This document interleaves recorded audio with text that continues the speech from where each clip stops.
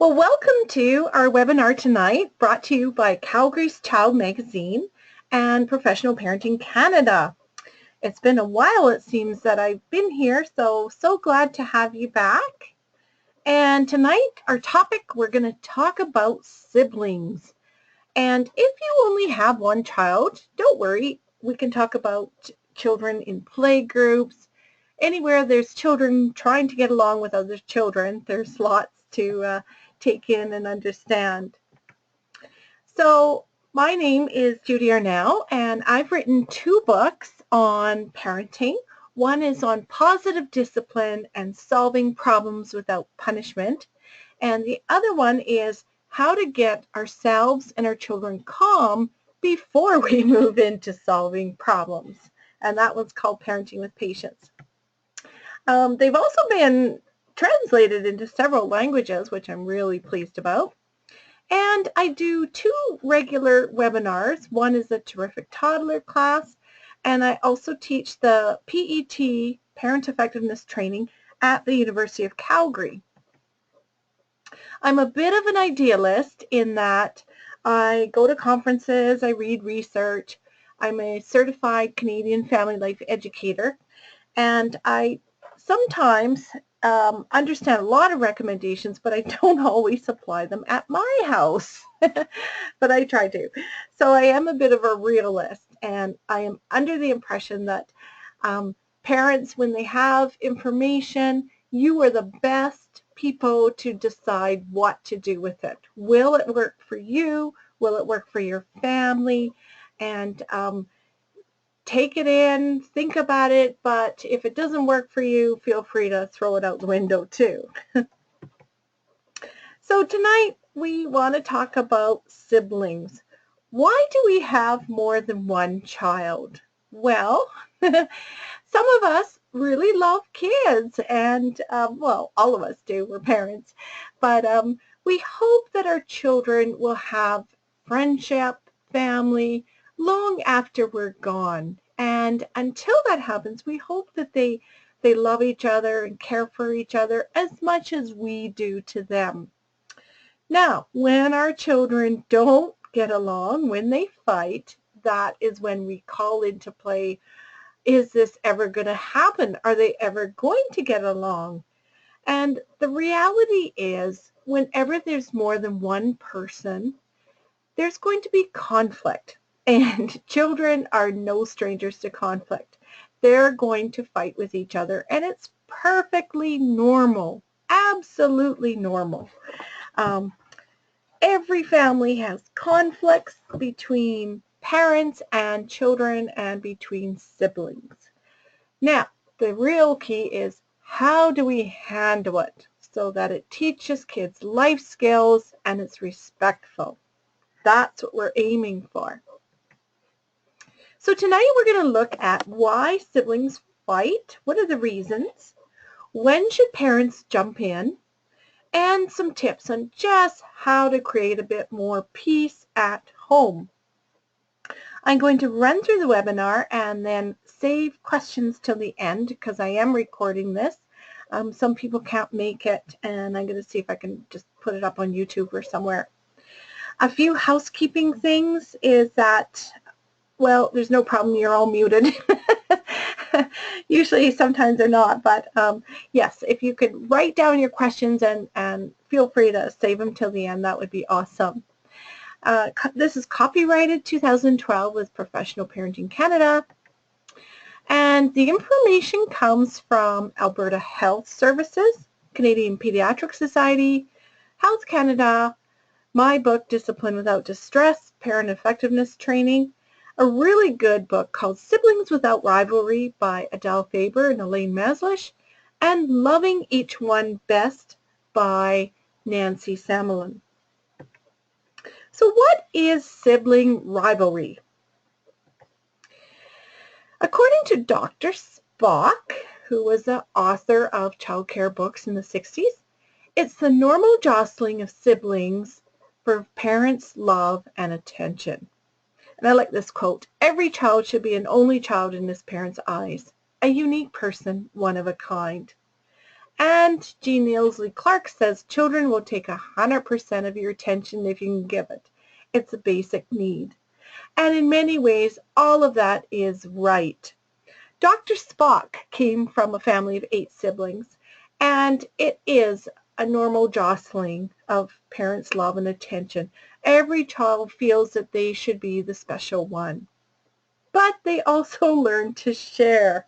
And there are many, many benefits of having siblings. They're like friends that never go home. Or as my kids say, yes, but they're enemies that never leave. But it's wonderful to see the benefits of siblings when you realize that they love each other and care for each other, even when you're not there. And that's very warm and comforting for us. So conflicts occur over fences between neighbors, over borders between countries, over cleaning up the kitchen, over cleaning up the environment, in the bedroom, in the boardroom, between people who love each other and people who hate each other. So in other words, conflicts are everywhere. Everywhere there's 2 living, breathing human beings, there's going to be fighting. Totally normal. This is my son who fixed up our family picture in the hallway with little glow-in-the-dark Play-Doh he stuck on the picture frame. What a cutie. One thing you might want to keep in mind is that you don't own your children's relationships with each other. They own them themselves.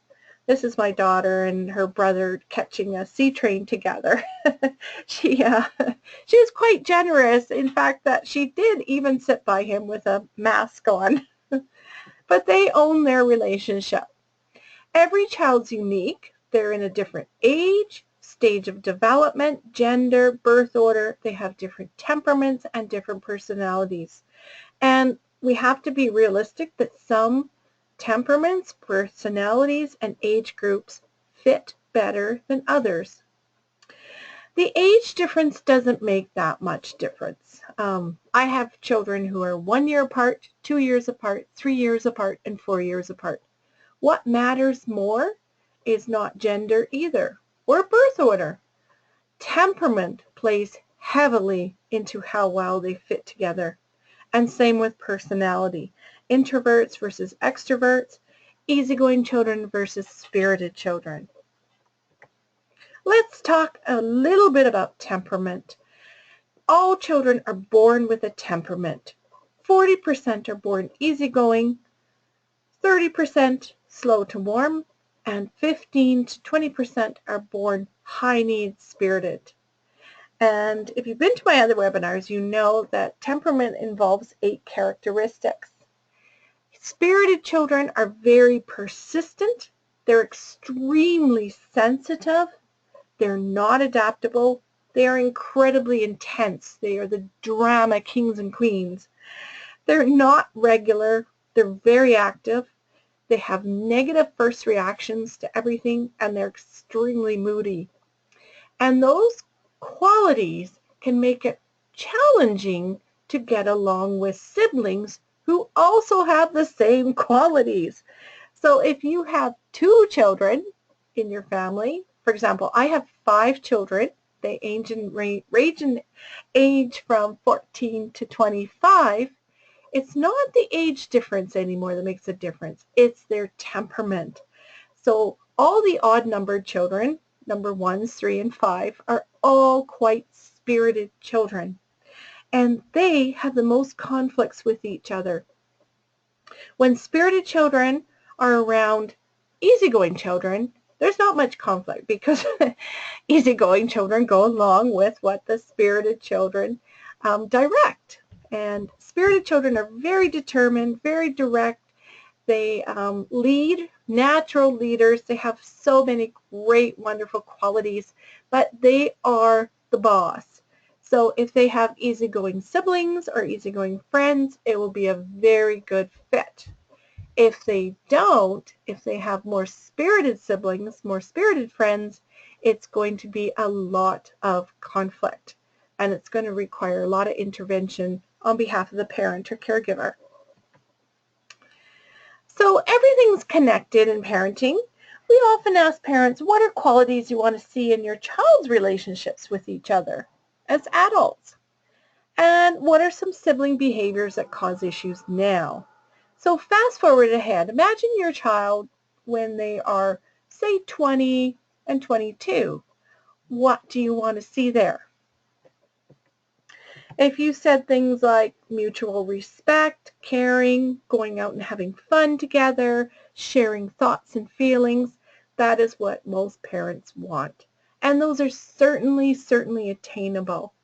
But there are many good ways to solve sibling rivalry right now, and a few not so good ways. So children need to respect each other. That is probably a basic value in every family. It's important to remember fights are never about what they're fighting about. It's not about who gets the red ride-on toy. It's not about who gets the longest time on a video game. Fights are about feelings. It's how they feel about each other that they're really fighting about, or how they feel they're not getting attention from you. So the key to this is the more children are allowed to express their feelings, either to you or to each other, the better their emotional health is, and the more those negative feelings come out and are aired, the more the positive feelings can come in and be felt between them. So a lot of times when siblings are nitpicking at each other, those underground resentments, it's usually a cause of not being allowed to air their negative feelings.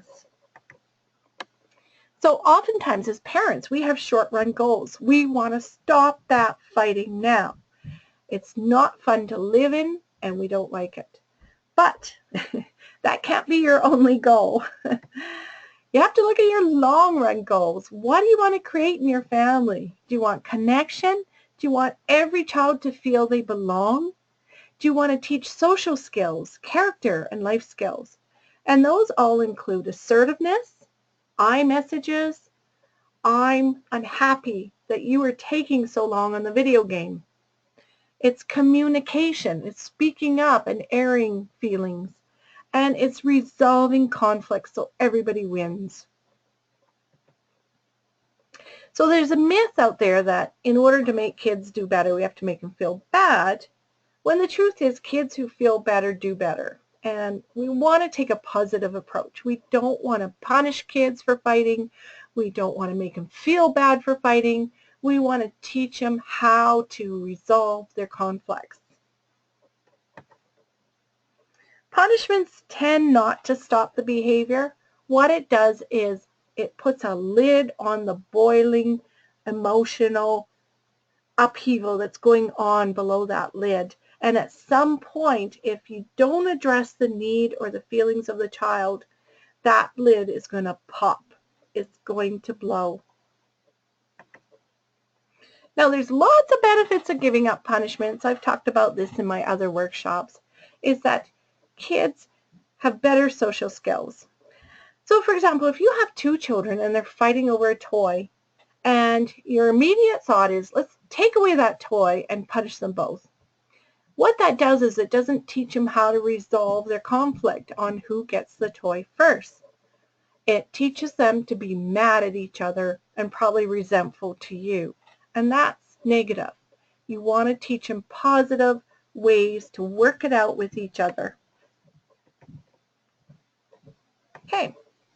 Now, the other thing to remember is fair isn't equal.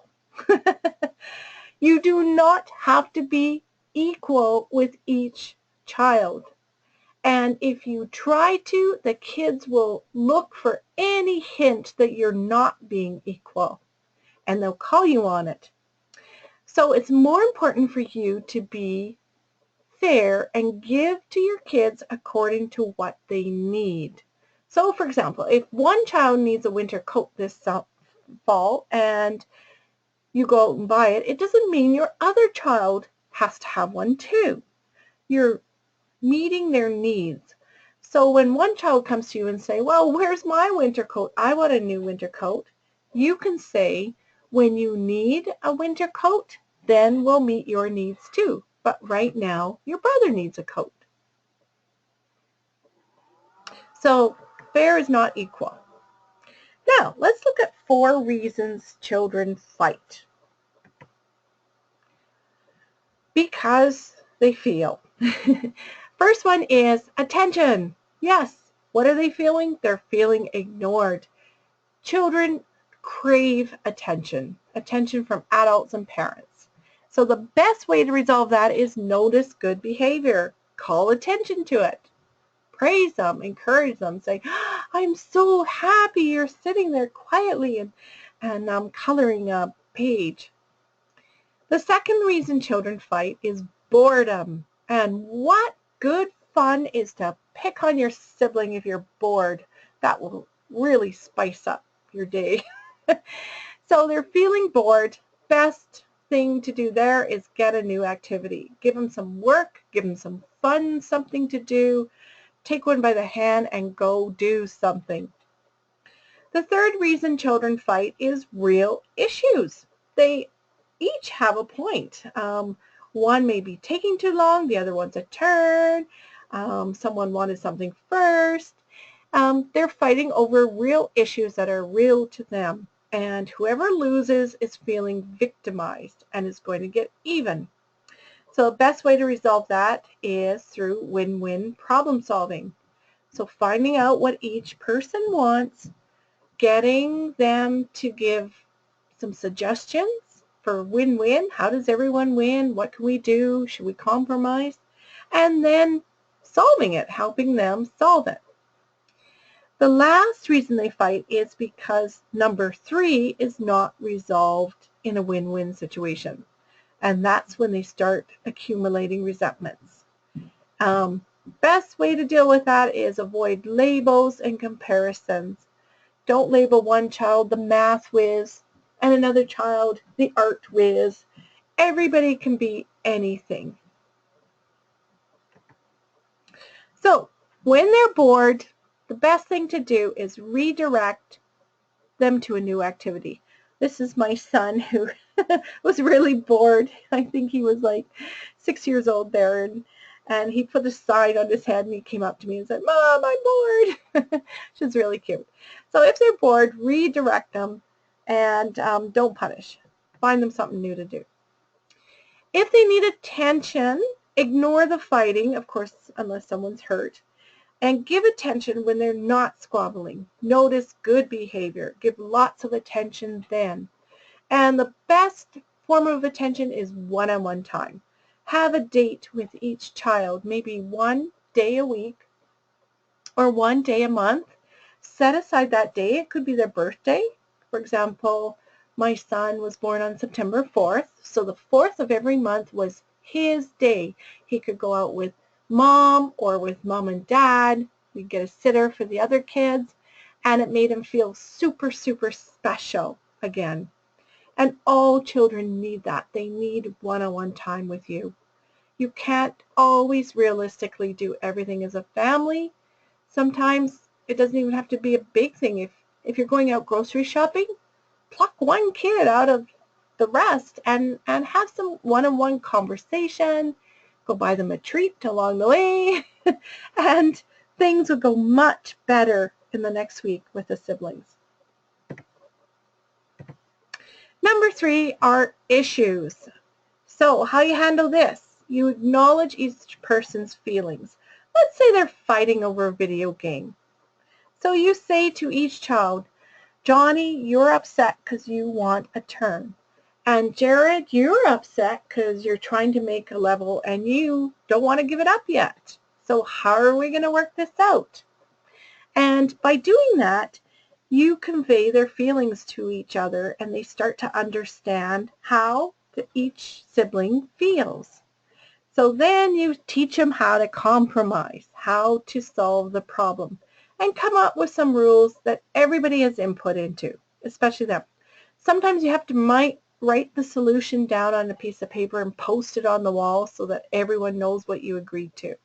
That sometimes helps. If they're under 3 years and they're hitting biting, you say, no, we don't bite, and show them how to express their anger in another way. Maybe they can go punch a pillow or go stomp their feet or go deep breathe. Somewhere they have to calm down. And you just repeat that over and over and over again. And you can teach ways to compromise. Maybe a trade would work. Maybe redirect them to something to do with you. Maybe set a timer. If they're 4 and up, you can teach them I statements. So if you have one child calling another child a poopy head, you want to say, no, we don't call names. Tell them how you feel in an I statement. So here's what you say. You say, I feel mad because you're taking too long. Instead of calling that person a poopy head, you say, I feel mad. And that is a lifelong skill you're teaching them. And then you come up with some ways that everybody can solve the problem. Some ways is rock, paper, scissors. Bear in mind that somebody's going to lose, and they probably are going to be a sore loser. Same with a coin toss, same with picking a number between 1 and 10. Children think it's unfair if they lose, and sometimes compromising where everybody wins is better. One thing we used to do is the person who went first got a shorter turn. So the person who waited for their turn got a longer turn. We also made a lot of schedules, especially in terms of iPads, video games, who got to go on first, how many times. So writing their name on a schedule really, really helps solve things. Even now, my university kids come home and they're fighting over who gets the laundry machine first. They have all their laundry baskets lined up. And I'm like, okay, do we have to go back to the schedule? Can you work this out? And they've had lots and lots of years of me teaching them to work it out. So I can just leave the room now and say, okay, you guys, you know what to do. Work it out. So initially, you really do have to facilitate them working it out. They don't know how. Kids are not born with conflict resolution skills. They need parents to step in, make sure everyone's safe, separate the hitters, and then teach them how to work it out. And it's better if you get them to work it out rather than you work it out, because half the time they won't like what you decide. But if they're part of the solution, then they don't mind. It helps to acknowledge their feelings too. When they're unhappy and they're sad, if you acknowledge their feelings, you're modeling to the other sibling how that person feels. And that really gives them empathy. It shows them how that works. I am just going to show you a little video now of what that looks like in action. So just give me a minute here. I can't always pull videos up in, sorry.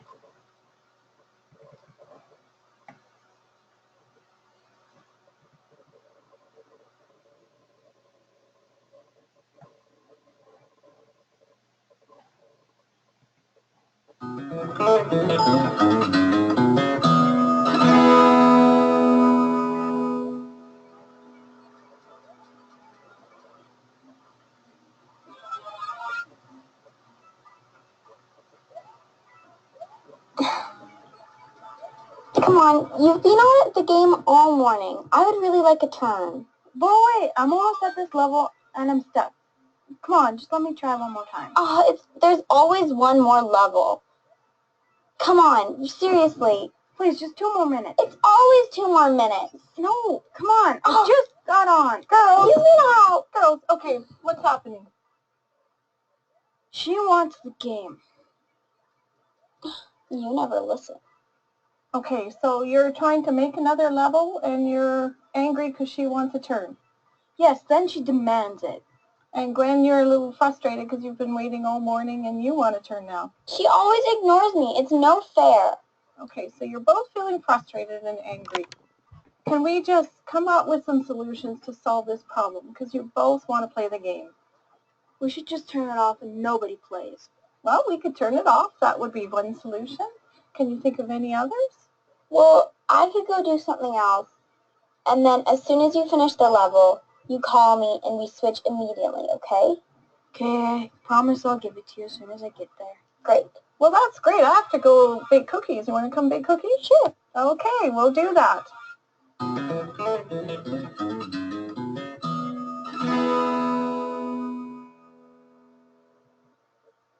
So that kind of demonstrates how you acknowledge each person's feelings and then you help them to come up with some solutions on what to do.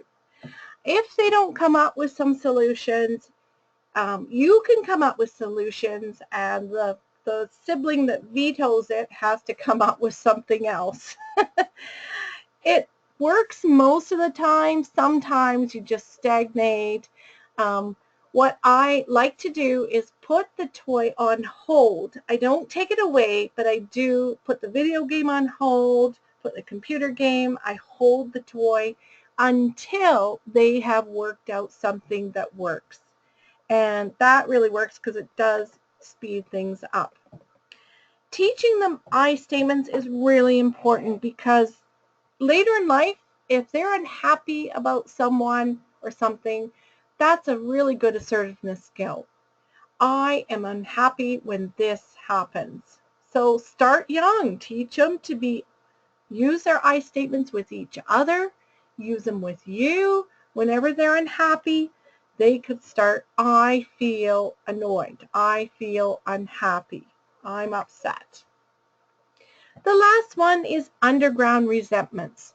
You start seeing little nitpicking under the radar, and it's kind of a clue to you that your kids are not feeling that things are going well for them. They're always feeling victimized. So definitely notice good behavior. Notice when they're nice to each other and comment on it. I know some parents don't want to because they think they'll spoil the magic of them getting along, but children really need to be acknowledged when they are kind to each other. And notice individual accomplishments. Play those up with each other. Accept all their feelings. If they Let's say your daughter comes to you and says, I hate Jared. Don't say immediately, what? That's such a strong word. You could acknowledge her feelings. You feel you really hate your brother now. Do you want to tell me why? Um, accept her negative feelings, because if she can express them and air them, then she can go to Jared and say, hey, want to play? She starts feeling more positive about it because she's had her feelings validated. Now, one thing you also might want to teach your kids is the adult method of handling annoying people. So, I was on a plane last week, and behind me was a gentleman who kept kicking my seat. And I thought, okay, how am I going to handle this?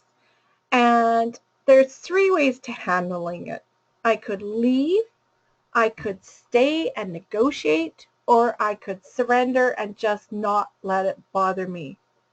So I thought, okay, I'm not going to let it bother me. I'm just going to try and go to sleep. And about after half an hour, I just couldn't. It was driving me crazy.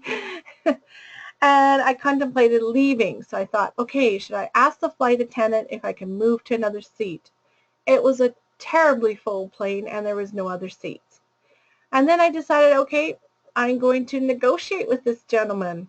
So I turned around and I used my best I message. I said, I'm sorry, but I feel frustrated because I'm trying to sleep and my seat is getting jostled.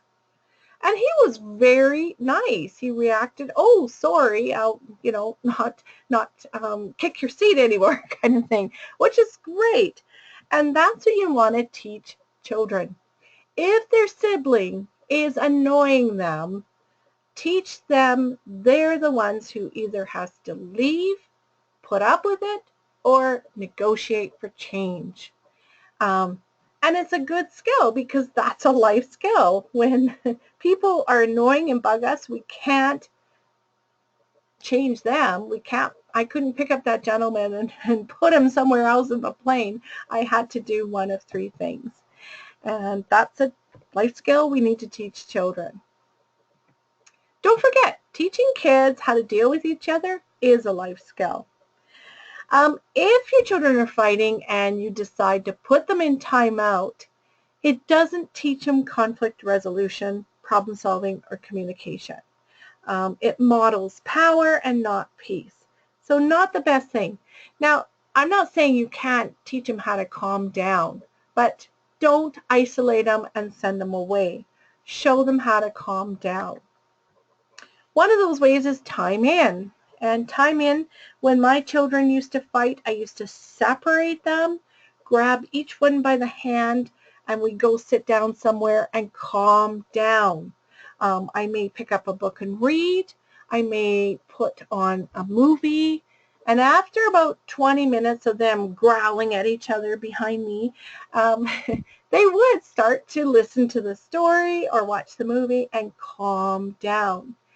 And no, I wasn't rewarding their behavior. I was just using tools to get to a place where we could all start talking and problem solving. That's all you're doing. And it worked really well, very well. I don't want to talk about these things. Okay, moving on. How to decide issues, compromise, and collaboration. So raising 5 children, some days I thought I was going to go insane with all the fighting going on, but it really has paid off. The time you put in that, it's like an RESP. It pays off when they're adults and they can resolve their own conflicts. Compromise. Okay, compromise is each person meeting halfway. So teaching kids, well, if you do this, what about if they do this? And getting them to come up with things they can do to compromise. That works some of the time. Now, no tool works all the time fabulously. It's just another tool in your toolbox. This is something we tried. It's called the bigger person button. So, you know those happy birthday buttons with a little pin in the back? Well, we made a piece of paper and we colored it and made a bigger person, and we put it around the button with just Scotch tape. We taped it on, and it's a big button. It was about 5 inches in diameter. The cheesiest thing ever, and the kids loved it. So we used it when 2 kids are fighting over something and one child had to give up a bit more to compromise. They got to wear the bigger person button for the day. They love this thing. They still talk about it. So, you know, it might work in your house. Ask the kids if you want to make one together. Collaboration works really well. I often ask parents in my parenting class, if you have 1 orange and 2 children, and each child wants the whole orange, can you do it? Yes, you can, right? Each child can have the whole orange. And the key to finding out how this works is, what does each child need it for? What are the needs behind it? So one child may need the peel for making zest for a recipe. Another child may want the whole orange for the juice. So if you find out what children's needs are, you can oftentimes solve the problem so everybody wins. It's just getting to the bottom of what the needs are. And that's what problem solving is. It's finding out what one child's needs are, the other child's needs, coming up with some ideas, and choosing ideas that meet both needs. And then putting it into action. It may work for a week, 2 weeks. Write down what your action is, put it on the wall. If it's not working in between, tell the kids, okay, we're going to go back and resolve this again, maybe, you know, Sunday at our family meeting. You can do that. So, but the more you problem solve, the more they feel valued, that their needs matter, and they are more responsive to each other's needs too. Apologies. What do you do about apologies? They are the social bandage that help mend relationships. So there's a difference between tattling, which is to get somebody into trouble. If you know it's tattling, ignore it. And telling. Telling is to get someone help. That is where you want to respond. So ask your child, are you tattling or telling? Is it to get someone into trouble or is it to get someone help? And react accordingly. So, creating more peace at home. What are some tips you can do to do that? For toddlers, have a lot of similar toys. Sometimes even for like holidays, birthdays, Christmases, you might want to buy the children the same toy. Same color, same everything, just to make sure there's no fights. Don't expect sharing until children are 3 and over. They do not have that concept of ownership in order to share. And they need to get that concept. So it's very hard. When we share a cookie, we don't get it back. But when we share a bicycle, we do get it back. So it's a very abstract concept for children to understand sharing. I found when I allowed my kids to say no to each other and to not share, it was very empowering to them. When children are forced to share, they don't want to share. But if they're allowed to say no, they do want to share. And they soon learn that if they say no to a sibling who says, no, you can't play my video game, then they learn that they have that same power and nobody gets to play anybody's video games. So they're more apt to say yes. They do save their nose for the things they really, really, really not want to share. And that's fair enough because we all have those too. I do not want to share my popcorn. It's just a quirk of mine. I hate sharing my popcorn. And I've made it clear to all my family members, you do not get any of my bowl of popcorn. They have to have their own. So, and it's okay if kids have things they never ever want to share either. Well, if children are 5 and up, they have their own friends. You might want to create some time and space that they can have time with their friends without siblings around. Keep in mind that children from the age of preschoolers, which is like a 3-year-old, to age 8, they are sore losers when you play games. Sore losers with board games, any kind of game. So you may want to consider, is it worth it to play those games during that time period? After age 8, kids get better at losing, and it's more fun. Teach your children to ask for permission to use their stuff. You can model that. You can model asking permission to use their things or going into their space. Model it with your partner and insist that they ask each other permission, whether it's their computers, their phones, your phone, and it's just respect. Rethink group gifts. I remember the Christmas when I gave one child a Game Boy that he absolutely wanted and another child a Nintendo. Oh my goodness. Everybody wanted to play the one child's Nintendo because it was like a family gift. Now when I want to give everybody a family gift, like there's sometimes you don't want to buy everyone a video or a tablet. What I do is I give the gift to my husband and then everybody has to ask his permission to use it. So that kind of works better. But don't give a child a gift that you expect to share with a family. Give them their own gifts that they don't have to share. Again, I talked about one-on-one time. Really step up time with each child. Give lots of choice in chores and give each child their own sanctuary, whether it's half a room, maybe a corner of the room, or maybe their own room, somewhere where they have their space and it's theirs. And like I said, allow each child to say no to sharing.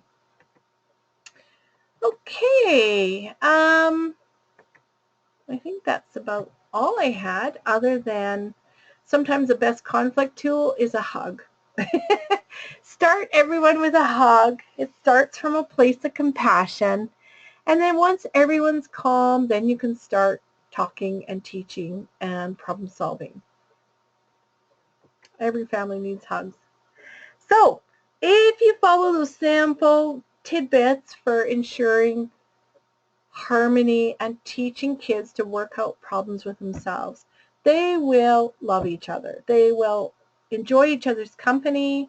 These are all 5 of my kids playing Dungeons and Dragons. Some are home from university. They all dressed up, and they actually enjoy each other's company. Even when my partner and I are not there, we go away for a weekend, the kids come home, and they actually do things together. And that's the kind of relationship we live for. We want to see that when they're 22. And it all depends on how we help them resolve conflicts now. So don't sweep them out of the cupboard. Let each child feel their feelings, express their feelings, have a good cry, and then work out solutions. That's all it's about. So build that bond. Brothers and sisters are friends that never have to go home. And it's good to remember the sibling relationship is the longest relationship anybody has. It's longer than parent-child. It's longer than partner-partner. They will grow up together and be lifelong friends. And that's a good thing. That's why we have more than one child. So try that. If you want more information, I teach a course at the University of Calgary. It's a normative parenting course. It's running in the South next month in November. It's called Parent Effectiveness Training. It teaches communication skills. There's a book called Siblings Without Rivalry, I mentioned, and Loving Each One Best. You could get those from the library. Hold On to Your Kids is a really good book, and Positive Discipline by Joan Durant. And, of course, my books, Discipline Without Distress and Parenting with Patience. all these programs and books are non-punitive.